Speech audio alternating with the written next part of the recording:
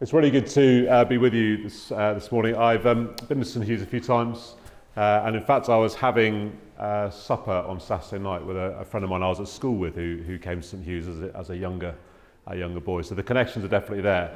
I have to be honest, I got asked about 3 or 4 months ago would I come and speak and what I speak on, and I happened to be playing around a little bit with ChatGPT at the time, and I thought, I'll come and speak about artificial intelligence. The thing that's happened since then is this whole thing has just exploded massively and it's moving very, very quickly. And so what we're going to do today is I'm not going to give you any solutions. I'm not going to tell you what it's going to be. I'm just going to share a collection of ideas really, and just to see where you engage with it. I'm hoping that as we kind of spread this out, there'll be something here for everybody. And I'm just going to give you my background. So I'm not a mathematician. I'm not a computer scientist. I don't know how to code. I'm a philosopher by training and by background, and so my approach to AI is I'm somebody who uses quite a bit of tech just day to day, the same as everybody else. So I live in this world and therefore technology has an impact on me, but I'm not going to be able to, if you ask me a technical question about AI, I'm not going to be able to answer it, just so you know. But I am interested in what is this going to mean for us as human beings? What is it going to mean for the jobs that you may or may not be able to do? How many of your parents, grandparents' jobs are likely to be replaced by the technology that we're seeing? And what is the kind of education that you should be having? And how should you develop? How can we use AI in a positive way? And what are the risks and the dangers? So there's going to be a bit of a debate. And if you've been following the news at all, there's a big debate around this. But I want to start by starting at the very beginning, really, which is with Aristotle, because the question that we're asking is not a new one. In fact, you can see here, this is a quotation from Aristotle.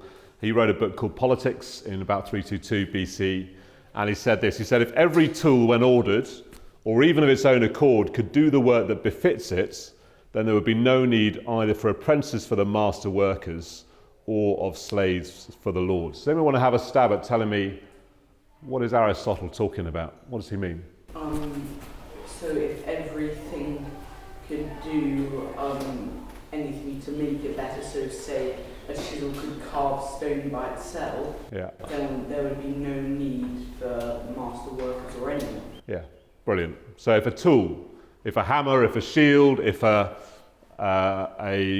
spinning wheel, if that can do it without anybody telling it what to do, we don't need any workers. And the problem is, for us as human beings, one of the ways that we get our value is we get our value out of being out of work. So your identity at the moment, so somebody says to you, what do? You probably say, I go to St Hugh's. In about a term's time, if somebody says, and what do? You're going to say, well, I go to this school, and I go to that school, or I'm in that house, or I'm in this house, or it's going to change, isn't it? And if you were to say to your parents, what do? They'd probably say, I'm whatever it is, whatever their profession is.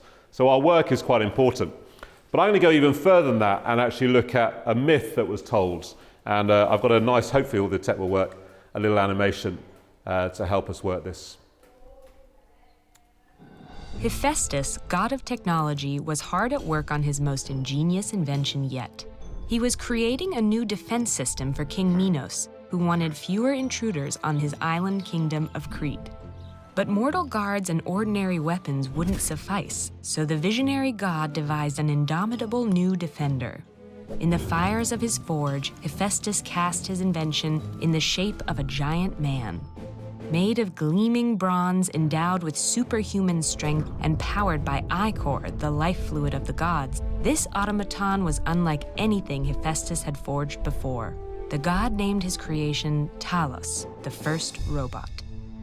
3 times a day, the bronze guardian marched around the island's perimeter, searching for interlopers. When he identified ships approaching the coast, he hurled massive boulders into their path. If any survivors made it ashore, he would heat his metal body red hot and crush victims to his chest. Talos was intended to fulfill his duties day after day with no variation. But despite his robotic behavior, he possessed an internal life his victims could scarcely imagine. And soon, the behemoth would encounter a ship of invaders that would test his mettle.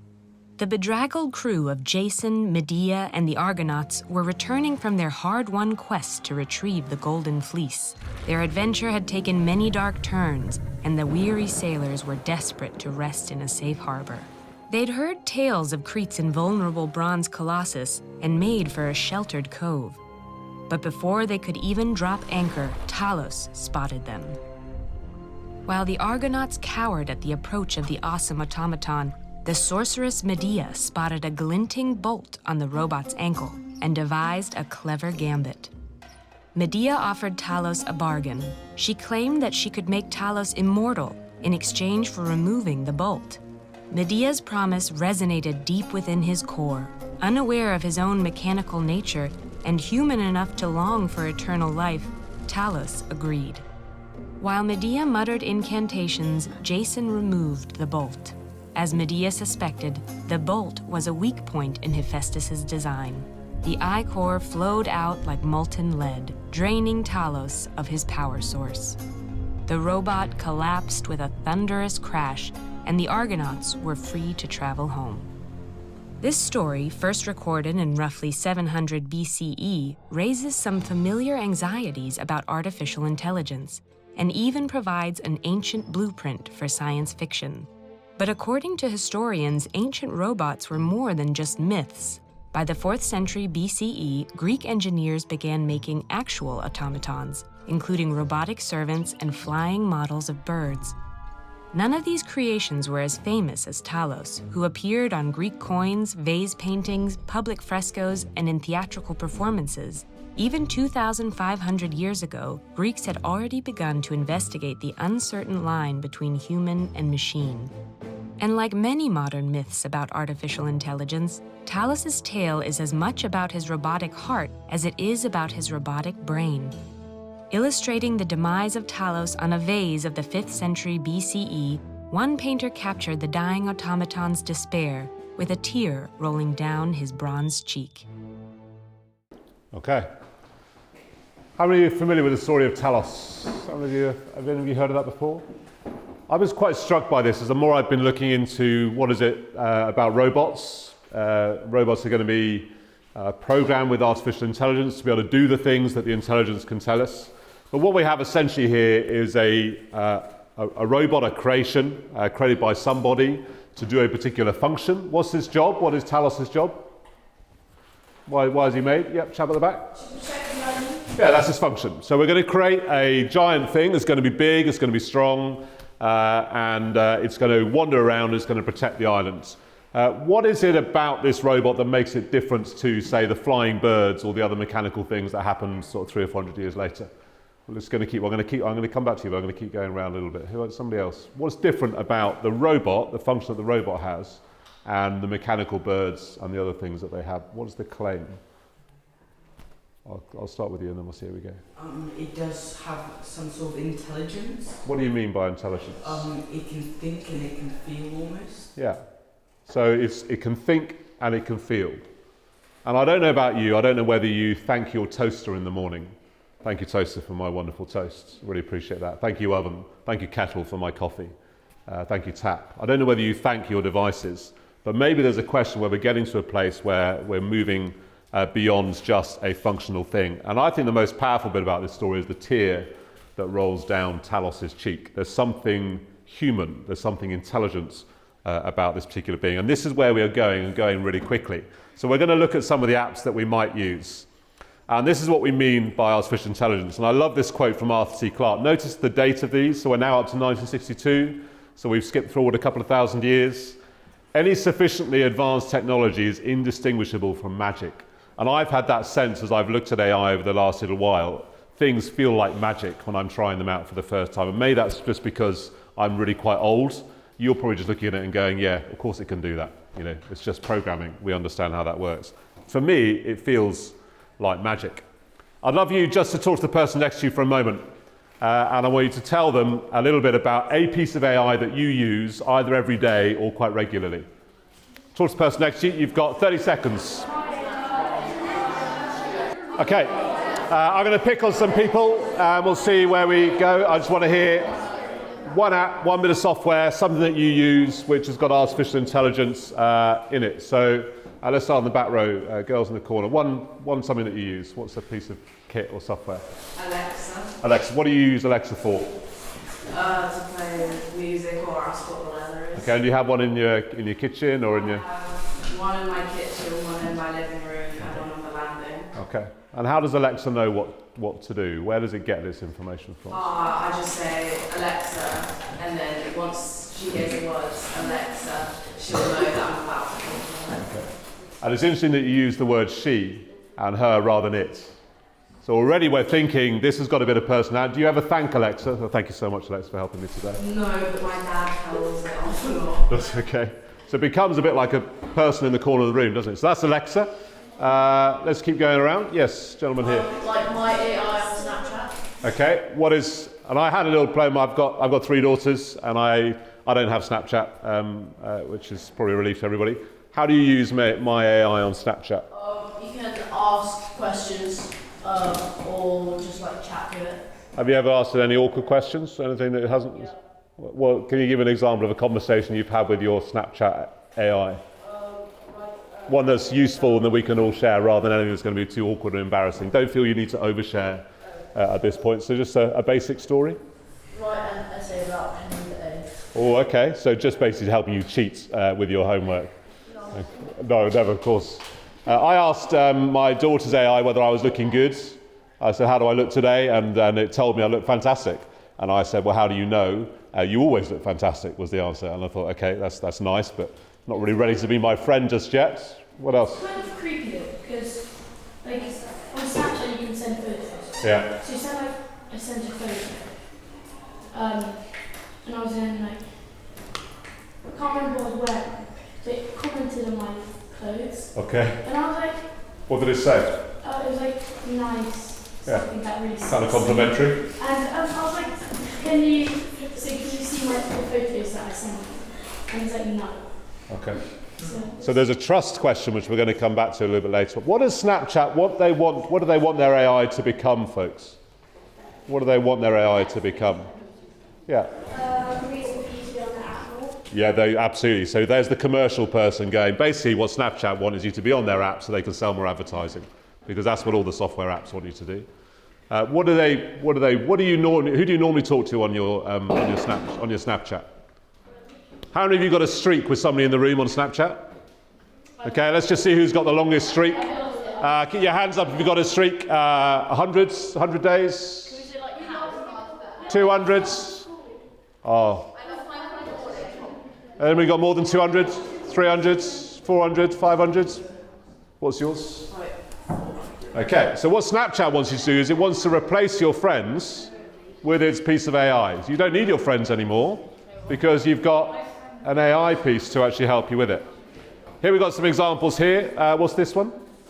Siri. Snapchat we got. Does we know what Nest does? Do you know? It's like Alexa for people. Yeah, it's a bit different actually. So this version of it is to do with your temperature of your house. So it controls your thermostat and your boiler and sorts that out. What's this one down here? How does Amazon use AI? Suggested product. Yeah, you bought that, you might be interested in that. They are profiling. Amazon have got more data about us than almost anybody else. They know us. They know what you're looking at, what you're searching for. People who like this also like this. They're suggesting things all the time. Surely if you if you just bought something and then it's suggesting something like it, you won't want to buy the same thing again. But it'll relate it too. So you bought a pair of shoes, you might want some laces, that kind of thing. But they want to just sell you more stuff. They don't care about you, Amazon, just so you know. They just want to sell you more stuff. NHS, how do the NHS use AI? What might they use it for? Yeah. They give you QR codes to get your vaccination. Yeah, so vaccinations, when you might come up for certain appointments, and they're starting to use it in quite sophisticated ways. Here's a couple more recent examples. Any of you saw this? So this was a piece of art created by Hay Riley. He asked a particular bit of AI to create some images. They don't exist, these aren't real. And we're going to have a look at, and I'll show you an example of a couple of things that I've done as well. And he basically said, I want to create an image of certain pop stars, but with certain people. So we've got King Charles and Queen Camilla dressed up in, so I think this was kind of a, what's the word, Italian designer beginning with V, can't remember. Anyway, I don't know who they're supposed to be. Does anybody know who? Prince William. But who are they reenacting? I don't know who that set of artists is. We've got a bit of a Beyonce kind of thing going on with Harry and Meghan. Donald Trump looks good, doesn't he? Quite impressed by that. And then his wife, Melania. And then we've got Barack Obama and Joe Biden in different sort of styles. So you can create things that don't exist yet. And we're going to have a look at some examples of that. We could use it to actually enable us to be able to understand. So there's a very clever bit of tech which is enabling doctors to analyse test results. So you go in for your tests and to reduce the amount of waiting time. And one of the great things about AI is the speed at which it operates and the accuracy at which it analyses data. So you put in all your test results. It doesn't rely on the doctor having a good or a bad day. It's ready to respond to you. We could find waiting times reducing, heart issues being flagged more easily and more quickly, and it can process just massive amounts of data.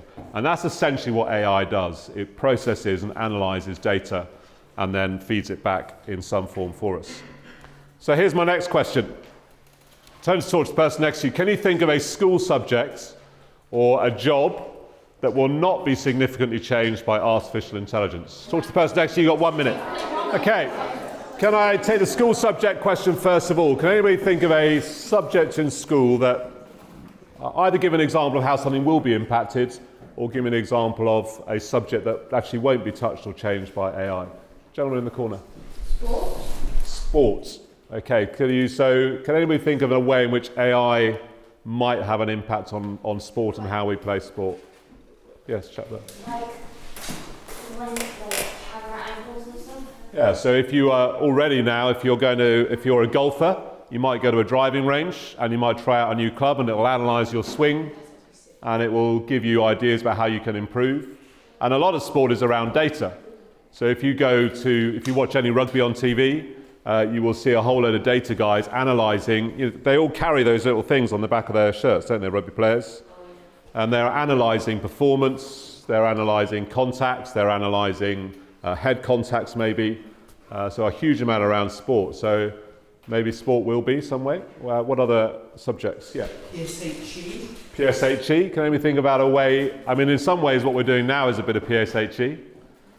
But it is going to change our society. So I would argue that actually when we think about our health, we might use AI to impact on that. When we think about our social relationships, AI is going to change those things as well. So I suspect the PSHE that your children have in, well, however many years that's going to be, will be different to the stuff that you're doing now because of what's happening here.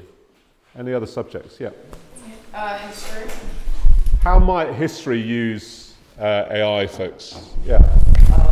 In the future, you might learn about the rise and fall of AI. We might, so it may become part of its story in and of itself. What other ways in which historians might use AI to help advance the subject? Yeah. They can just look up certain facts about something in history.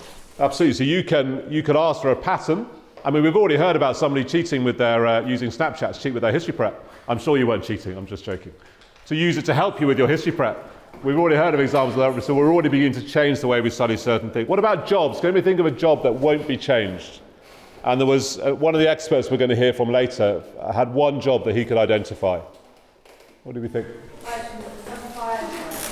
A firefighter. Your point is really good, actually, because one of the challenges that AI currently has is access to certain spaces. But as robots improve, then that access is going to shift. But right now, you're right, that's an absolute challenge. What else? Yeah. Actors, they can perform on stage. Okay.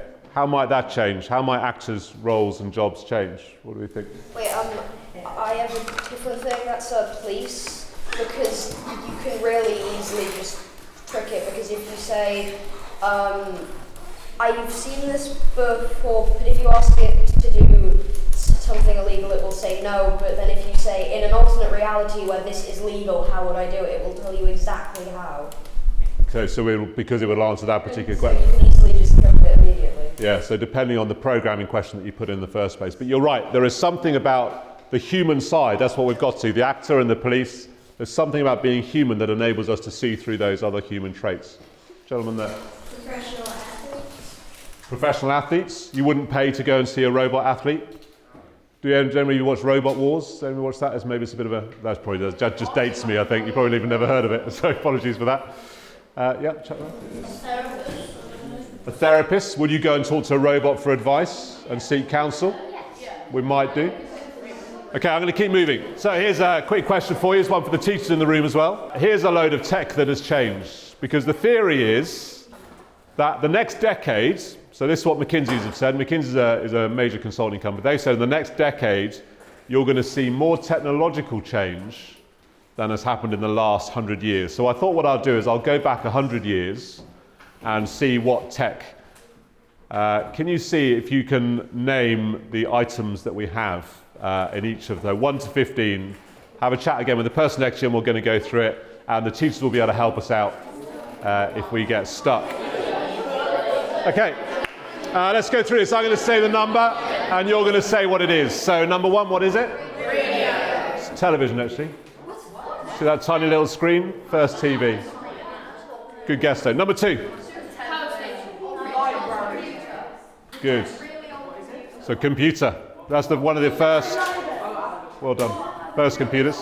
Number 3. Good. Number 4. Cassette player. Recording device, cassette player. Good. Number 5. Magnavox Odyssey. So what was it? It was the first games console. Games console. Excellent. So we've got a games console. Number 6. Man on the Moon. Number 7.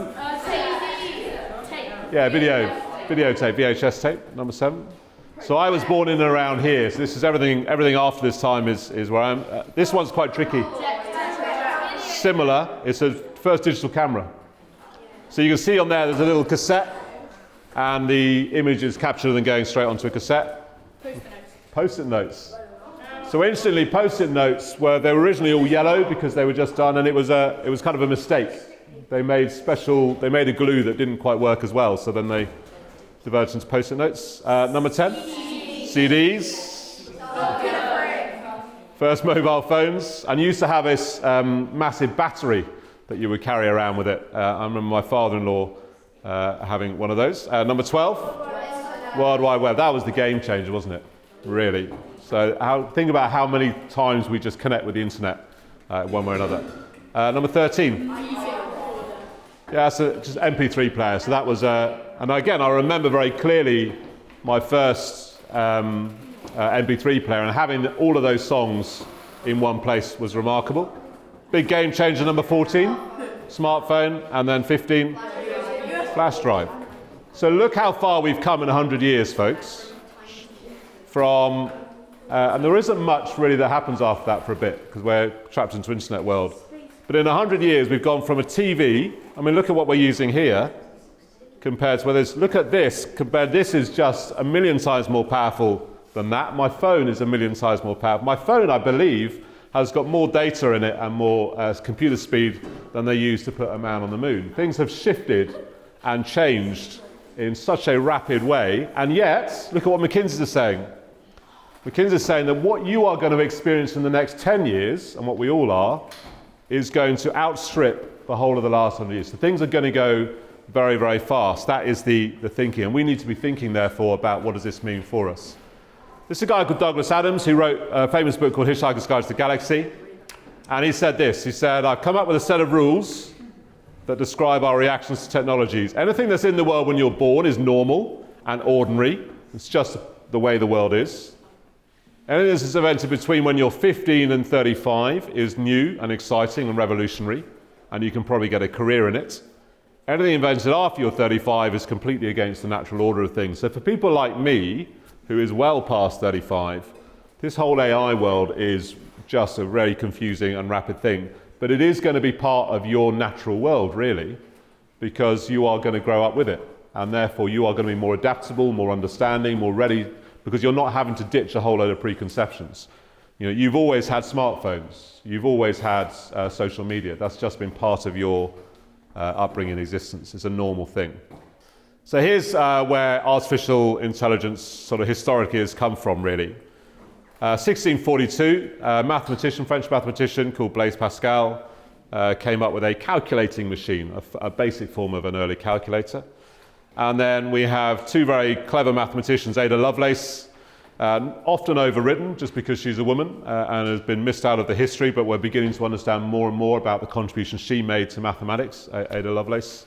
and then Charles Babbage, they came up with this programmable machine, a very basic concept in 1837. So things started to get moving, and then they went very slow.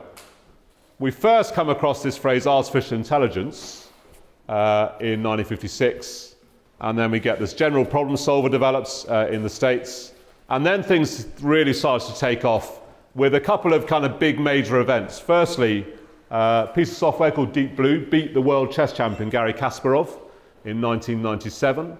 And basically you've got Garry Kasparov, world chess master, sitting opposite a machine, and there's a guy programming the machine, and this machine beats this chess champion, making decisions, analysing the moves, and everything else from there. The game of Go is, as I understand it, I've never played it, is just infinitely more complex than chess in terms of the number of moves. And then AlphaGo, which is a Google-based software system, defeated the world Go champion. And it learned to play Go in something like 2 weeks, whereas this master of Go had been playing his entire lifetime. And then in just November, and this is how fast things are moving now and why we are talking about this particular thing. Just in November, OpenAI, which was Microsoft funded, Elon Musk involved in that as well, releases ChatGPT. We're going to have a look at that in a moment. Can you put your hand up if you've had a play around with ChatGPT yet? A few of you, so we're going to look at that together now. And then in 2023, Google held back a little bit, and they released their version of an OpenAI source thing called Bard. Here's a few little examples of how we might use this thing.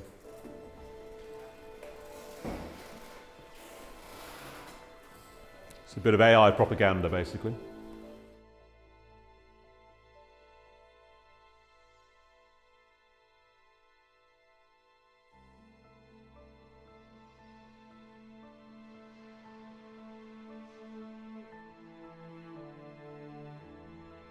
I am an explorer.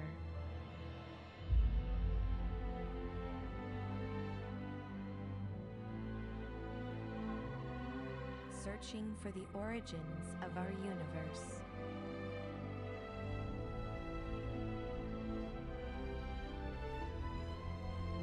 And charting a safer path to other worlds. I am a helper, moving us forward one step at a time, and giving voice to every emotion. I love you. I am a healer, modeling the future of medicine.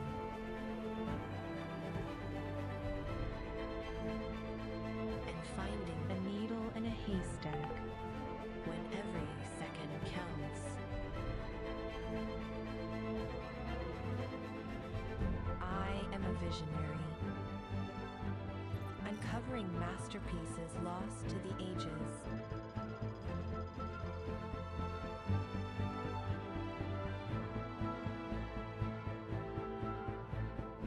And finding new adventures in a galaxy far, far away. I am a builder,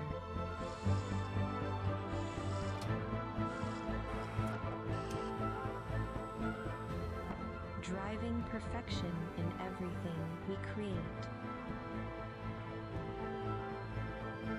I am even the narrator of the story you are watching. And the composer of the music.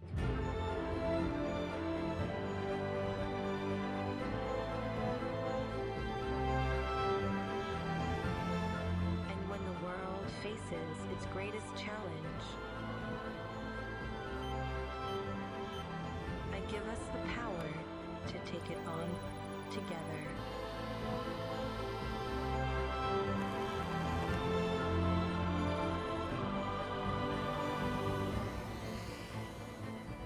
I am AI.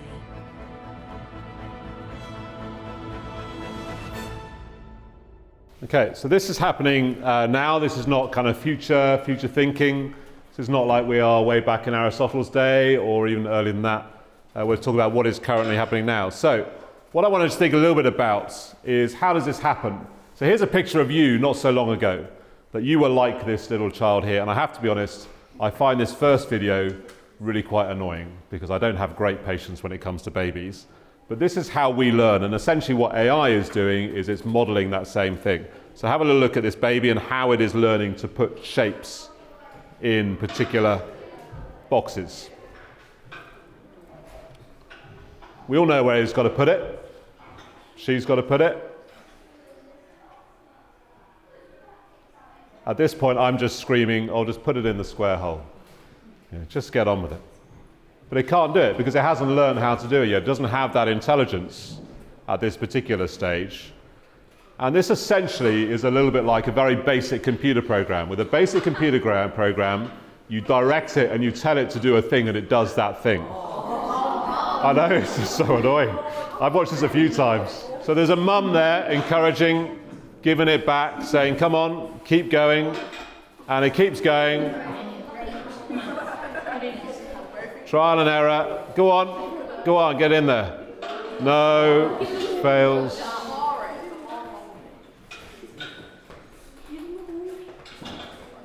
Just remember, you were doing this not so long ago, folks. If we think about what's involved in this particular learning process, you've got to be able to see the square or the shape. You've got to be able to connect and pick it up. So you've got to send some signal down to your hand to connect to pick it up. You've got to observe which side's around. You've got to turn it. You've got to get the angle. There's actually a massive amount that we just do as habit. If we fast forward about 3 months, different child. I think this child, let's just say they're typical. I don't know if they ever managed to get it in. Let's assume so. This is what happens with AI.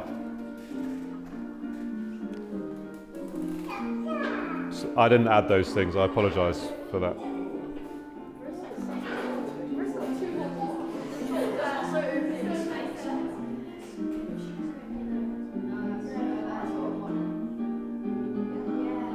You see the rotation? It's quite clever.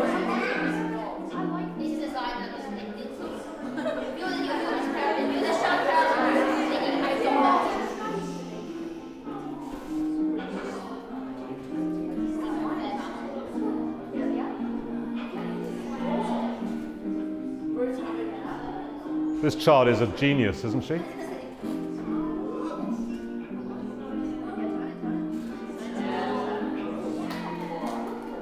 she picks it up, turns it into a hat. Absolutely brilliant. When you put those two together, all of the previous computer programs were like baby number one. They did a particular thing. Okay, so like the mechanical birds that they talked about, they did a particular thing. AI doesn't need us. Okay, it doesn't need us because it is learning. And it is being able to process data and do things in and of itself. It doesn't need us to direct it at every stage because it is working it out. That is the key difference between how they learn and how we learn. This is natural intelligence, and this is what we mean by artificial intelligence. So here's a little thing. I'm just going to show you some of the... I teach religious studies, that's my subject, and I was teaching an RS lesson on Buddhism, and I wanted my class, maybe a bit like you guys, were bored of listening to me. So I used 4 bits of AI. I asked ChatGPT to explain the concept of Mara, okay, which is a Buddhist idea you're going to hear about. I then converted that text and put it into a second bit of AI, was to convert the text into voice. So it then read out the things that I did. I asked a bit of software called Midjourney to create an image of the Buddha sitting in a Starbucks having a cup of coffee. And then it kind of animated it. So my 4th bit of AI was to put all of those things together into an animation. This took me about 5 minutes, and I didn't type anything really other than a simple instruction at the beginning. It's not that impressive, if I'm honest, but you'll get the idea. Mara is a figure in Buddhism who represents negative thoughts, desires, and emotions that can lead a person away from the spiritual path. In stories and teachings, Mara is often depicted as a demon or evil spirit who tempts the Buddha and other practitioners to give up their spiritual practices. Okay, so let me just chat through some of these things. So Shutterstock originally was just a store of photographs. So when I do presentations, I pay a subscription and I get access to photographs which don't have the watermark on. And I quite like it because it actually rewards the artist a little bit. Midjourney, if I could show you what I've done with Midjourney, I've used it in this talk a couple of times. Right at the very start, there was an image of Aristotle at a computer doing programming. That image doesn't exist anywhere on the internet. It's not a thing you can go and find. If you Google it, you won't find it. I created it in Midjourney by instructing it to do those particular things. It's a bit like the coronation photographs. It allows you to do that. This one down here is Mrs. Chaplin and I when we were driving over. My car tells me when I am veering off the road a little bit and instructs me to steer differently. And it just guides me back to that. And the reason it does that, it's got 8 cameras all the way around it, and it puts me back onto the main road again. So it's using AI to process it. Real fast reports, one for the teachers, which we may have a chance to have a go at, and I'm going to ask one of you hopefully to write their own report. It's for school reports, for teachers to write reports, and you just bullet point down the things that they do, and it turns it into text. So it takes bullet points and makes it into a neat little paragraph with names and pronouns and all the things you'd want. Otter AI I use for transcribing meetings. So it listens to the meeting, it transcribes them, it picks out the highlights from the meeting. There don't tend to be very many. Sentry is a piece of which you might have used in a lesson at some point. And essentially what that does is it enables you as a learner, it understands you, and it just sends you work that you should do. So you'd walk into a lesson and everybody is doing a different piece of work because everyone's at a different stage, and it's recommending things that are useful for you. So if you're doing biology on Sentry, some of you might be learning about the heart, some of you might be learning about plants, someone else might be doing some calculations to learn how to do the maths in order to be able to access the next thing. And so a teacher's role is no longer in this world to teach everybody the same thing, but is to facilitate and support and to really focus that time down. ChatGPT and Bard, hopefully we will come to in a moment. So when we think about how we use it, we talked a bit about this, so I'm going to skip on. So let's have a little think about ChatGPT. This is what it looks like when you go into it. Some of you have been on here already, so this will be familiar to you. And what I would like to do is to help you to use it more effectively, really. And I've got 2 little key words that might help one. One is this word prep. So you have to prompt it. You've got to tell it what it should do. You then give it a role. So what is its purpose? What is it doing? You need to be very explicit, and you need to set parameters for that particular thing to do. So here's an example of one that we might be able to have a look at the moment. So my prompt is, I want you to answer questions of a literary character. So I'm telling ChatGPT what I want it to be. I've used it in the past where I did it the other day. Actually, I got a piece of my daughter's in year 10, my youngest daughter, and she'd written an English essay. And I was interested to see whether the mark that ChatGPT gave it would be the same as her teacher had given it. So I pasted the essay into ChatGPT, and I pasted the mark scheme in. And I said, you are a teacher, an English teacher in a UK secondary school. You are going to give a mark for this piece of work based on the mark scheme available, and then tell us what you do. And it gave exactly the same mark in about 3 seconds as the teacher had done. And it also gave points of feedback, ways to develop. I did the same thing with an A-level geography essay, where I got an A-level essay, I pasted the mark scheme into it, and I asked it to give me areas for improvement for that particular piece of work. And so if you are struggling with a piece of work and you're wondering how you're getting on, you could ask ChatGPT, is this piece of work any good? Is this essay useful? How would you improve this essay? You can use it as an assistant to help you to do that. And when I hear about universities, I talked to a couple of guys from Bath University the other day. They are still doing open book exams, so no longer do they sit in the exam hall, but they get given the assignment title and they get given 24 hours to complete the assignment. And they will use ChatGPT to help them, like they would a librarian, or it's just like a sophisticated Google search, I suppose. If we have a chance in a moment, if we can get onto the internet, we will be asking Ron Weasley some questions to see if we can find out a bit about him.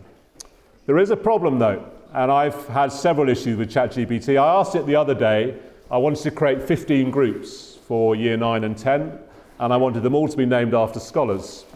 And so it did that, and then I said, but I want 5 of them, at least 5 of them, to be female academic scholars, and I wanted at least 3 of them to come from ethnic minorities, and it couldn't do it. It would only ever give me 1 female academic scholar, and I had to ask it 3, 4 or 5 times to redo the piece of work. I said, no, I need 3 more. No, I need 4 more. So there was a sense maybe of bias, maybe just of not understanding the task. It also hallucinates. So it thinks things. It thinks it's seen certain things and then tells you things that aren't true. It really struggles with some basic mathematics. And I don't generally understand why that is. Let's pop ourselves onto ChatGPT. Here's the essay that I asked it to do a little bit earlier. So you can see back, and you can see the question that I put in. So I want you to mark an English essay. You're a teacher of English. You see, use the following mark scheme to identify. I then just pasted that off the internet, just the basic mark scheme. Chatted with GPT, so they'd be happy to do that. I then pasted in the essay. It's about grade expectations. And it tells me that it was in band 6, 19, 17 marks. My daughter, when it was marked, got 19 marks, so she was at the top of that band. Maybe because the teacher liked her, or maybe just because she's the head's daughter, so they gave her preferential treatment, I don't know. So let's think about a question. So I'm slightly worried that Ron Weasley swears a bit. So if Ron swears in this, it's not me, it's ChatGPT. So I have written here, I want you to answer questions as a literary character. You are Ron Weasley from the Harry Potter books by J.K. Rowling. Limit your knowledge base to that of Ron Weasley in the book. Answer all questions as best you can with deep insight into the characters and themes of the book, right in the style that Ron Weasley would speak. Blimey, it's me, Ron Weasley. Can't say I've ever been asked to be a literary character before, but I'm up for a bit of fun. So what should we ask Ron Weasley? Anybody want to start us off? Okay, let's go for that. Are you a better wizard than Harry?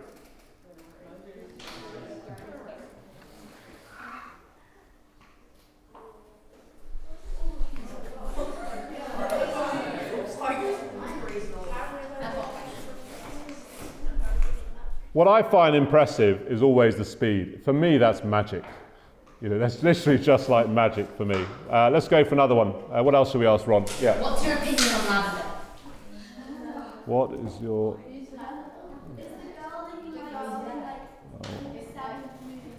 Of lavender. So it'd be interesting to see if one of our options here is, will ChatGPT recognise we're talking about a character from the book, or will they think we're talking about lavender, the plant? Oh, lavender brown. Spotted it straight away, which is quite clever, isn't it? She's lively and enthusiastic, apparently.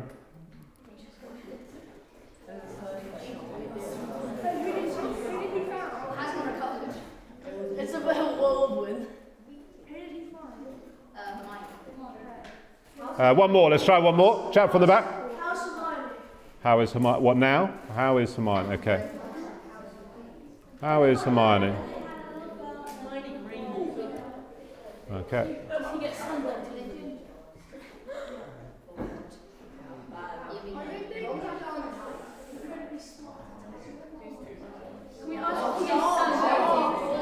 Okay. Can you just have a little think? How might you use this to help you with an academic study, this particular kind of function? What could you use it for? What might you find this? Let's think about history, for example. What might you use it for in history or in politics? Yeah, what might you do? Yeah, so we could write to Winston Churchill. We could write as Winston Churchill. What do you make of the events of that year, or what do you think of what happened then? And you can get that kind of insight, because what it is doing is it's assessing all of the source material and giving you that personal interaction, that personal response. What else could we do? Yeah. Yeah. A politic could just say to argue against this point. Yeah, what do you make of this policy, this decision?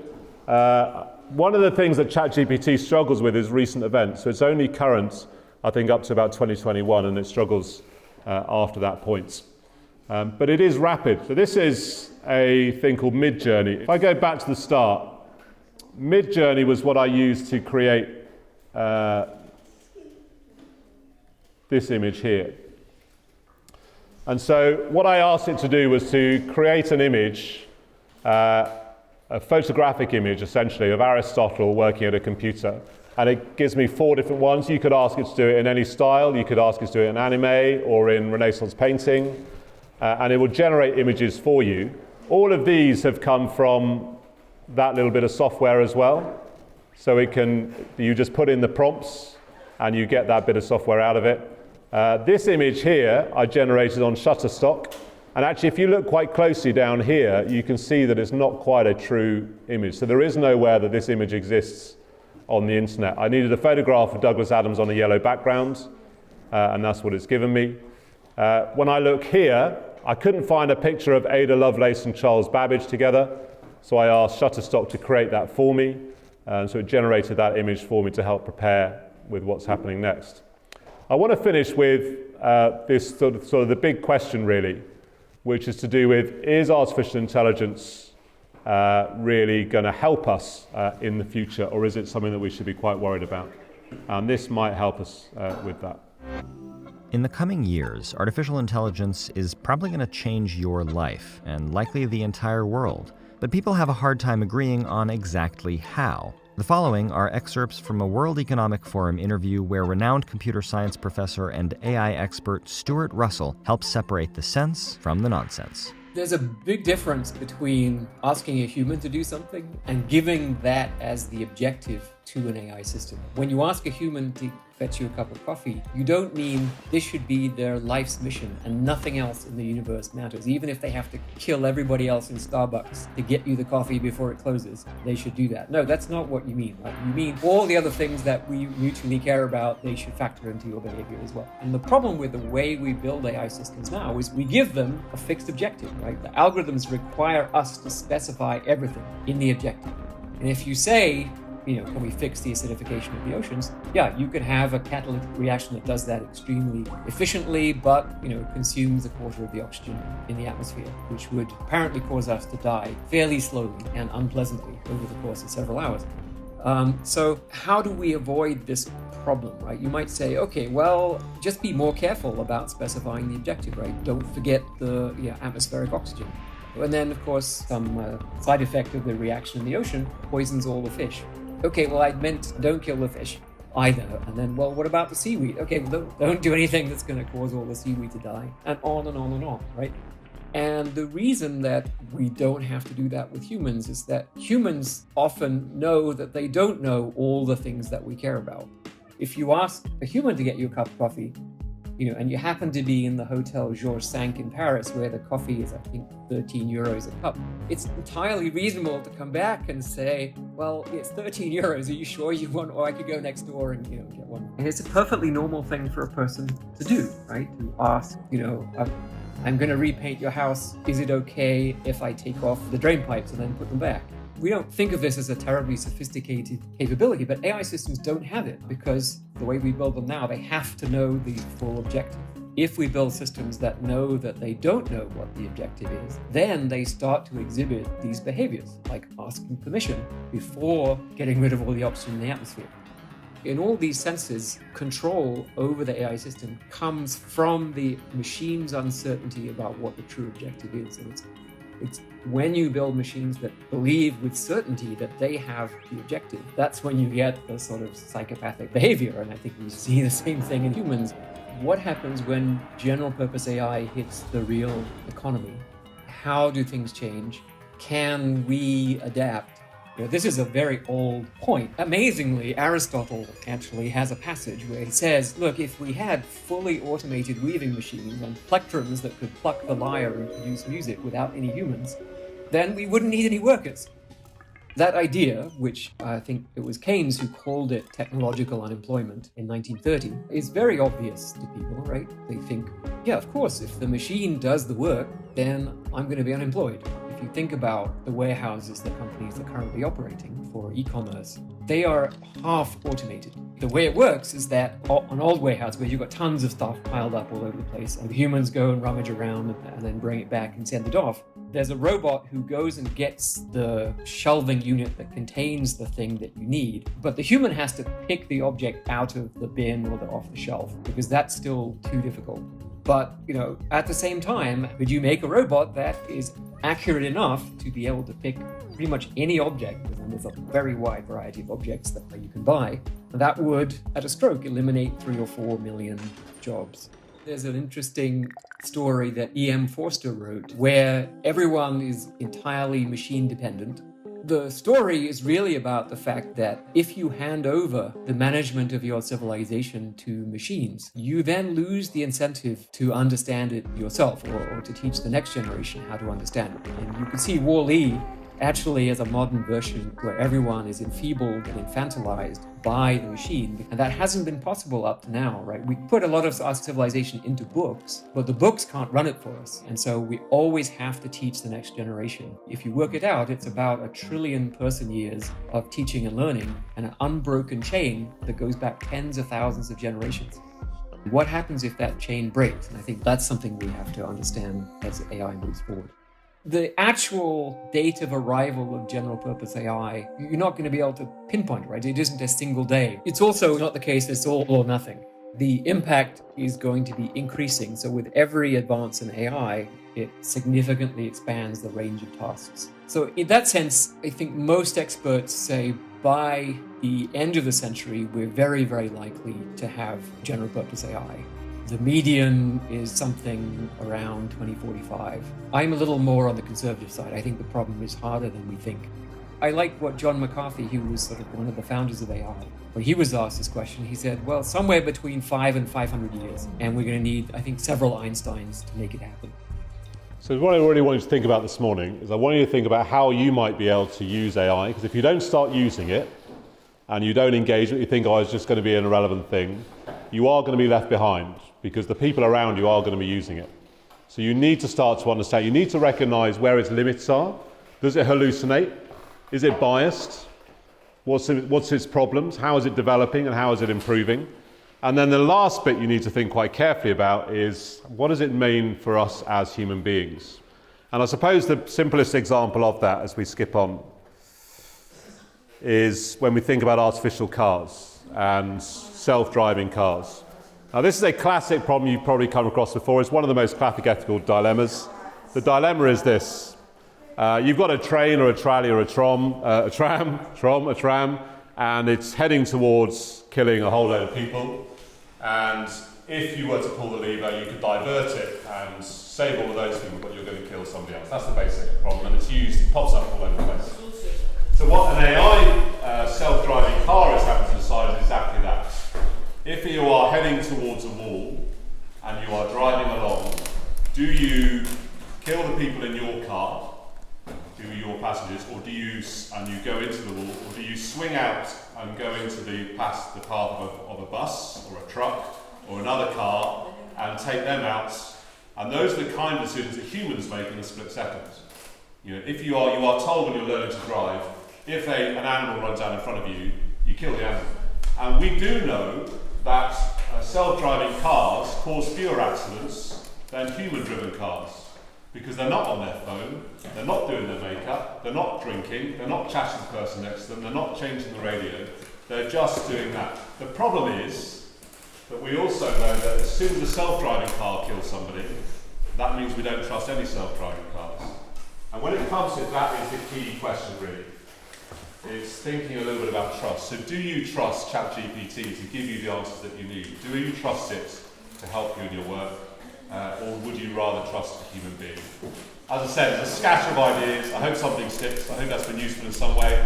I appreciate this is a busy week for you. You've just had exams. You've listened really well actually, considering the temperature's a nice day. What are you doing this afternoon? What have we got this afternoon? More talks. Nice time. Okay. Thank you very much for having me today. Really good to see you. And good luck in your secondary schools. I hope that is brilliant wherever you're going. Thank you very much.